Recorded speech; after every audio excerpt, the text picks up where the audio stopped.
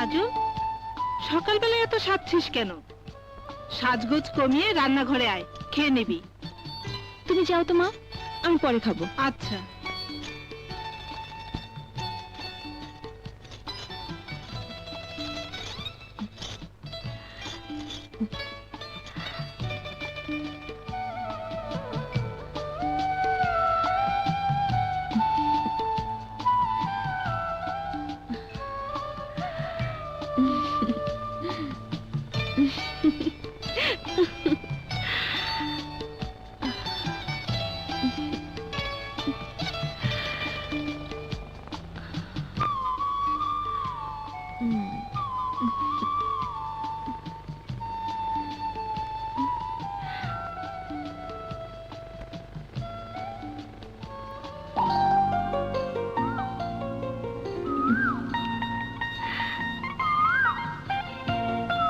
তুই আমার মনের মানুষ,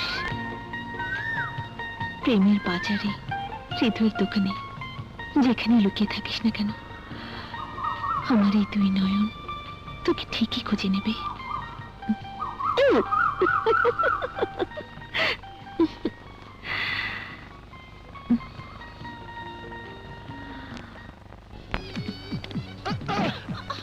কিরে, দিন দুপুরে চোখের মাথা খেয়েছিস?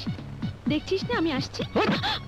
দেখলাম, কিন্তু ফুলের মালা হাতে তাড়াহুড়া করে কোথায় যাইতেছিলেন? আমার প্রাণের মানুষের কাছে।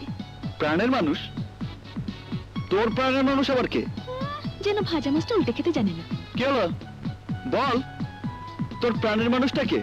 কিচ্ছু বোঝে না, মেয়েদের বুক ফাটে তো মুখ ফোটে না, বুঝে নিতে হয়। বুঝেছি, তুই বলবি না। আচ্ছা, তোর হাতটা দে। কেন? আমি তোর হাত দেখে বলে দিতে পারবো তোর প্রাণের মানুষটা কে। দে। দেখি।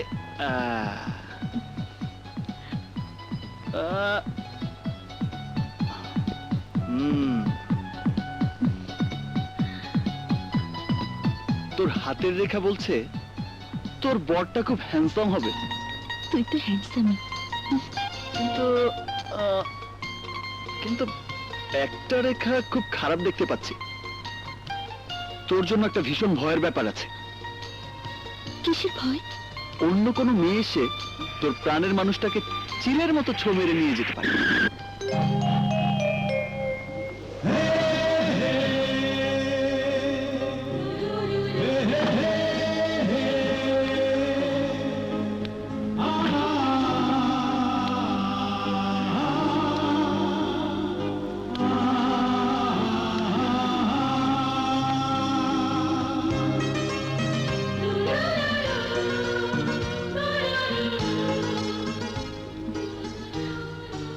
আমি কিন্তু তোমার কাছে আসিনি, মার কাছে এসেছি। আরে চৈতি, মা তুমি? কেন মা, আসতে মানা? তা কেন হবে মা? তাহলে এই সেই চৈতি?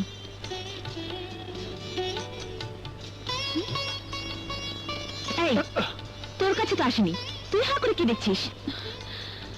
চল।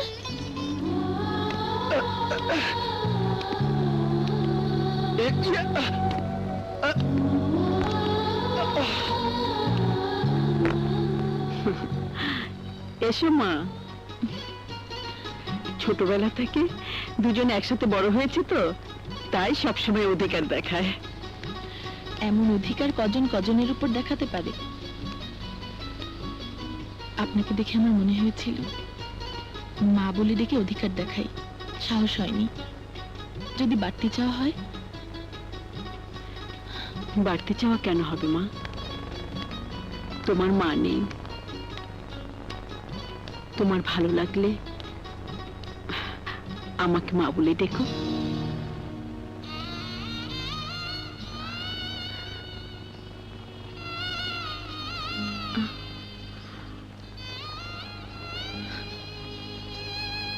সে কি মা? না না মা, তুই যত কথাই বলিস নিশ্চয়ই কোনো উদ্দেশ্য নিয়ে এসেছে। আসলে তোরা মেয়ে মানুষ তো, তাই মনটা খুব হিংসুটে হয়। যতই তুই আমাকে হিংসুটে বল, আমি এই কথাটাই বলবো। মুখে বললো চাচির কাছে এসেছে, আবার তোর দিকে ঠিকই ড্যাব ড্যাব করে তাকাচ্ছিল। হুম, আর এই জন্যই বুঝি চোখের সামনে থেকে নিয়ে এলি? এটা একটা কারণ। আর অন্য কারণটা হলো, হাত দেখে আমার বরটা কি হবে সে কথাটা কিন্তু বলা হয়নি। নে বাকিটা বল বল। আহ, আহ, উম,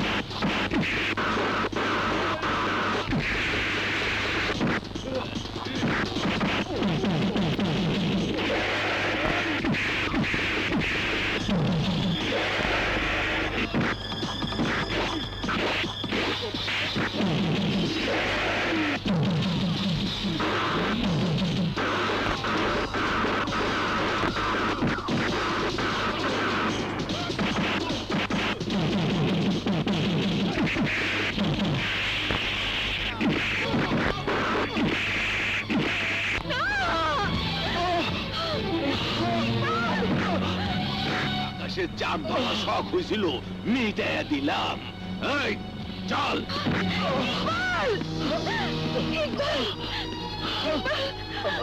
ইকবাল, ইকবাল কথা বল, কথা বল ইকবাল। কি করে ইকবাল?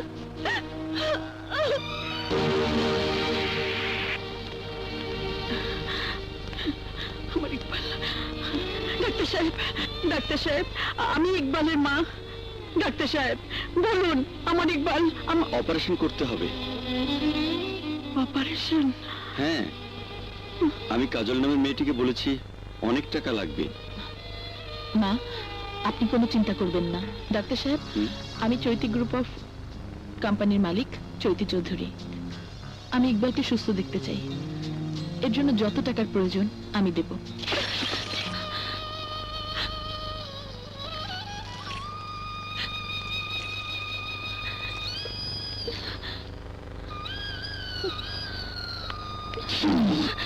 ডাক্তার সাহেব, ডাক্তার সাহেব, হুম?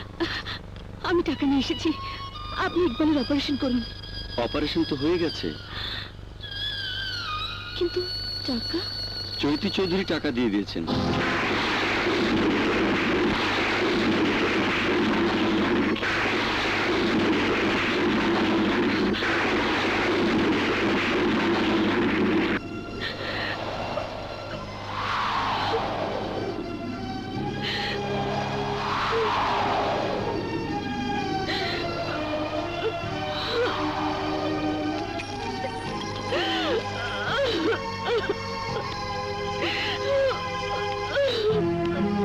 বিপদ কেটে গেছে, তবে আপনাকে আরো কিছুদিন বিশ্রামে থাকতে হবে। আচ্ছা, এখন কেমন লাগছে বাবা? ভালো মা।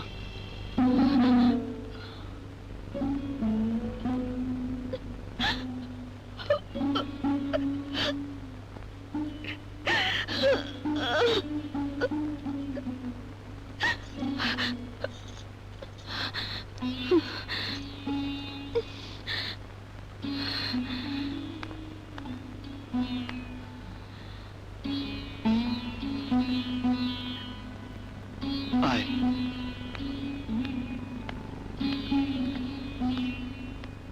বস।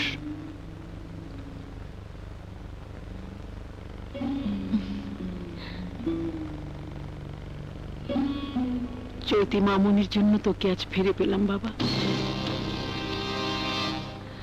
মা, কাজল যদি আমাকে হাসপাতালে না নিয়ে আসতো তাহলে তোমরা আমাকে বাঁচাতে পারতে না।